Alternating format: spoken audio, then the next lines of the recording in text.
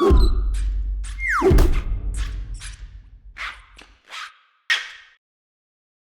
everybody, this is Peter with GoodReader.com. Today we have a fairly heavily requested video. This is the Nook Glowlight 3, latest generation from Barnes & Noble, and this is the Kindle Paperwhite 3. This is the Kindle Paperwhite 3. It's shared the same shell from the Kindle Paperwhite 1. It has a hard rubber backing, nothing on the sides or the top. The bottom's where everything fun happens. That's the status indicator light, the USB port, and the power button. On the Nook, you have a very 2013-esque appeal to it. You'll see that the Simple Touch on the right is 2 generations older. It looks very similar to it. This has physical page turn buttons, as the Kindle is, same, not flush screen and bezel. Kind of some slightly softer rubber used all around. Power button on top, nothing on the side, and on the bottom you have your status indicator light with your USB port. So both of these devices lay things out very differently. The Kindle has all of their UI elements on the top. You have home, back, settings, store, search, and so forth. On the Nook, everything's on the bottom, and it's very silhouetted out. You will notice that on the Nook sometimes there's a big white space here. We can't really get things to generate sometimes. It's completely random. We do have a stable internet connection on both. Don't know why that happens, but it seems to happen. So we're just gonna go and look at some settings here. It isn't very intuitive as to where the settings are on the Nook because this no longer brings up the little bar at the bottom. So you'll have to tap the top bar so it brings this down to click See All Settings. Not the best way to bury your settings, but oh well. You'll see we have wireless, Glowlight. The Glowlight button for the Kindle is up here. We'll show you that later on in the video.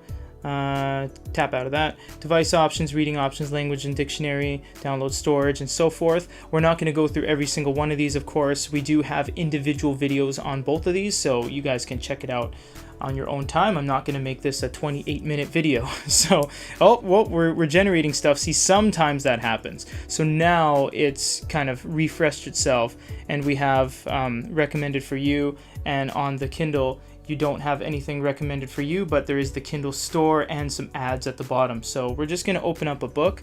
This is not the same book. We can't really find the same book, and we want to use stuff that is downloadable from the site. We don't want to use side-loaded stuff to do comparison because we want the full experience. So tapping in the center and tapping on the top bring up the text options respectively. So we will click on text and we will see what kind of options we have. So we have plus and minus with the amount of settings at the top. We want to keep this as big as possible because these are small screen e-readers, so we'll keep them very large so you can see the quality. You do have some fonts here, Baskerville, etc. We'll leave it on Baskerville and we'll try to match Baskerville on the Kindle. Page options include line spacing, margins, orientation. You can do the same thing on here. And reading progress just shows you the stuff at the bottom, the location, the amount of time left in book, or what have you. So you can choose all that. There's no bold functionality on the Kindle like there is on the Oasis. And the Nook does kind of bring a little bit of a bold functionality with font weight, taking a page out of Kobo's line of e-readers. Thinner, thicker, and regular for the font weight. So if we click on the top of the Kindle, we have X-ray. It's kind of a cool feature. It allows you to see people, places, and things and see how many times they're mentioned. So for example, Jacob Marley in this book has been mentioned 47 times. You can swipe through and see all the times he's been mentioned. And this is cool if you're juggling many different books. So long press on the Nook and long press on the Kindle bring up their own list of things you can do. The Kindle is a little bit slower. So you have Note. We'll just look at the keyboard comparisons here. So they are both conventional QWERTY. The Kindle has gone away with the borders. Nook is still using the borders around their keys. They both type very well. They both recognize what you're typing. It doesn't play catch up or anything like that. We'll click on another well-known word, date, and doubt. So you can do highlights. You can click on here to get more information, open dictionary.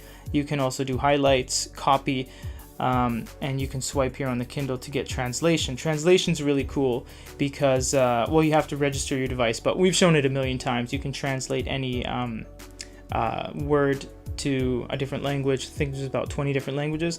The Nook is really cool because it has copy paste function. You can actually copy, go to a field of text and paste anything you've copied, just like a computer. Really kind of cool feature there. And we'll just look at some more settings that we have here. You have remove bookmark, jump to page, find a book, and view details. On the Kindle, page turns are very quick. You can tap or you can swipe.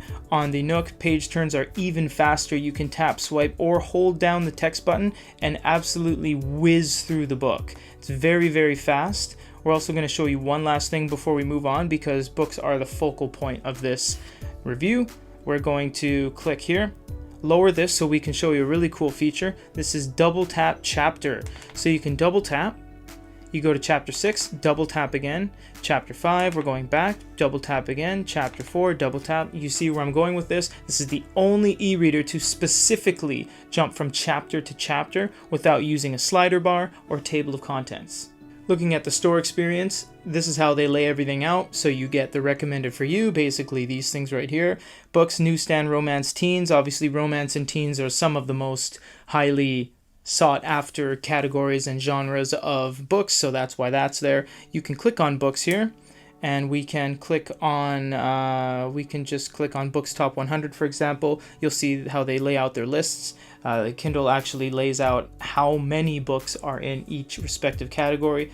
We'll just go to business and investing. We'll click on Nora Roberts here.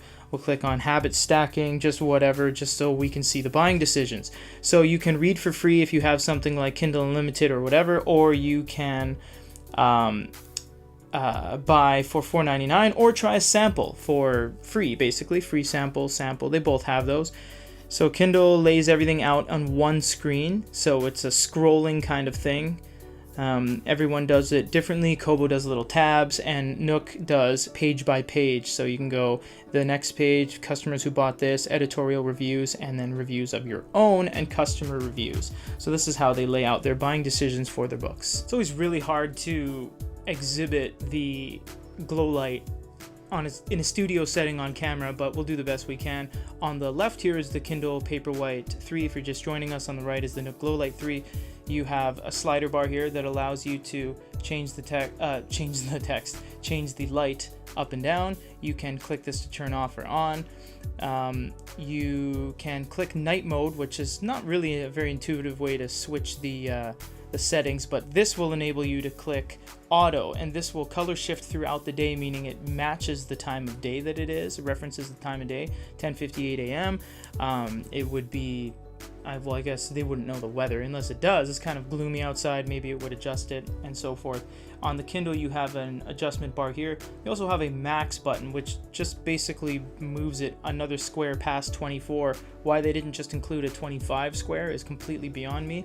You can't ever turn the glow light off on the Kindle. People say you can, but it's always on, even a very, very tiny bit. We've tried it. Trust us. We've gone to the very ends of the earth with the bottom setting. On the Nook, you do have something called well, it's not night mode, but it's cool and warm. So what this allows you to do is change the degrees of Kelvin to very warm, kind of candlelight, or very cool. There are many similarities between these two that justify a comparison. It is kind of a big gap between these two. It's several generations old. Between the Paperwhite 3, we've already had the manga model, the Voyage, the Oasis 2, so it's kind of old news, but I guess people wanted to see it, so we're glad to fulfill this request for you guys. If you guys have any other requests or video ideas, let us know for goodereader.com and the Nook Glowlight 3 and the Kindle Paperwhite 3, 333. This is Peter.